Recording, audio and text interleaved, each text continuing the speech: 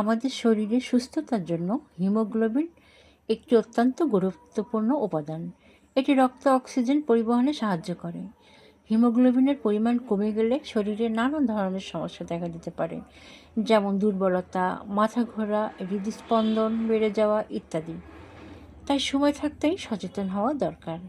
এখন আমরা আলোচনা করব হিমোগ্লোবিন বাড়াতে যেসব খাবার উপকারী, যেমন লাল শাকসবজি ও ফলমূল, পাকা পেঁপে, ডালিম, স্ট্রবেরি, তরমুজ ইত্যাদি রক্তে হিমোগ্লোবিন বাড়াতে সাহায্য করে।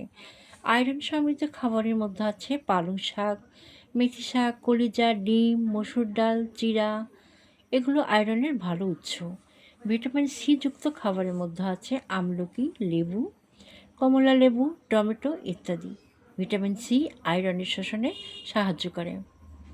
ফোলেট ও ভিটামিন বি 12, ডিম, দুধ, দই, চিজ, চিড়া, ওটস ইত্যাদি খাবারে ভিটামিন বি 12 এবং ফোলেট পাওয়া যায়, যা হিমোগ্লোবিন তৈরিতে ভূমিকা রাখে।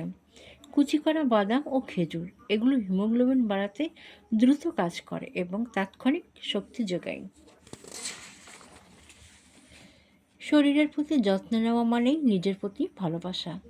হিমোগ্লোবিনের পরিমাণ সঠিক রাখতে নিয়মিত পুষ্টিকর খাবার গ্রহণের পাশাপাশি পর্যাপ্ত বিশ্রাম এবং হালকা ব্যায়াম করাও জরুরি।